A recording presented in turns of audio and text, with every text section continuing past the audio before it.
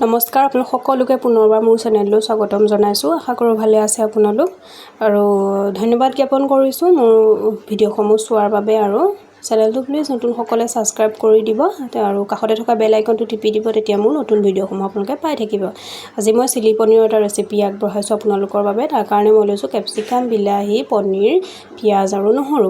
আৰু তাৰ কাৰণে কেপচিকাম, বিলাহী, পিঁয়াজ এভাগ ডাঙৰ ডাঙৰকৈ কাটিছোঁ আৰু এভাগ সৰু সৰুকৈ কাটিছোঁ আৰু নহৰু কেইফুটামান কাটি লৈছোঁ আৰু পনীৰ লৈছোঁ। প্ৰথমেই মই পনীৰখিনি ৰঙাকৈ তেলত ফ্ৰাই কৰি ল'লোঁ। তাৰপাছত মই পানীত অকণমান হালধি দিছোঁ, দি অকণমান নিমখ দিছোঁ, দি পানীত তিয়াই থৈছোঁ। মানে তেতিয়া পনীৰটো ছফ্ট হৈ থাকে, টান হৈ নাযায় আৰু ফ্ৰাই কৰিলে।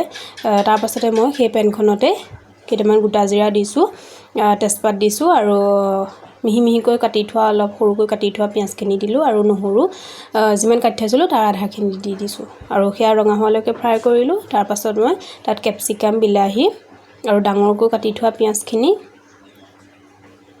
আৰু নহৰু যিখিনি থৈ দিছিলোঁ দিবলৈ পিছত সেইখিনি মই দিলোঁ, দি তাত নিমখ দিলোঁ, দি সেইখিনি অকণমান সময় মই ভাজি লৈছোঁ। তাৰপাছত মই মছলা ৰেডি কৰিবৰ বাবে এটা বাতিত হালধি দিছোঁ, ধনিয়া গুড়ি দিছোঁ, জিৰা গুড়ি দিছোঁ আৰু অকণমান কাশ্মীৰী ৰেড চিলি পাউডাৰ দিছোঁ, দি সেইখিনি পানী দি গুলি ল'লোঁ। তাৰপিছতে সেইখিনি মই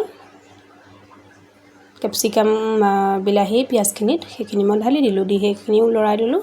তাৰপাছতে মই আৰু বাতি এটাত টমেটো চচ দিছোঁ 1.5 চামুচ আৰু চয়া চচ দিছোঁ আৰু চিলি চচ দিছোঁ 1 চামুচ দিছোঁ। সেয়াও মই পানীত গুলি ল'লোঁ, গুলি লৈ সেইখিনিও মই তাত দি দিলোঁ।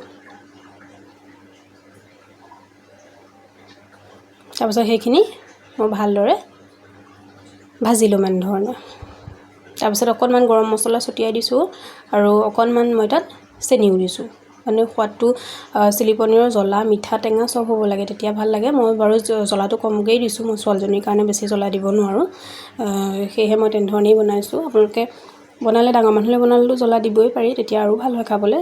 তাৰপাছত সেইখিনি মই ভাজি হোৱাৰ পিছত যেতিয়া সিজিলে তেতিয়া মই তাত পনীৰখিনি দি দিলোঁ ভাজি থোৱা আৰু সেইখিনিও মই 5 মিনিটমান সময় ভাজি লৈছোঁ।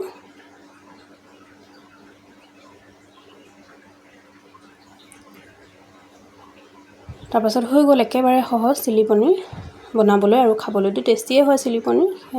সেয়ে মই ৰেচিপিটো আগবঢ়ালোঁ।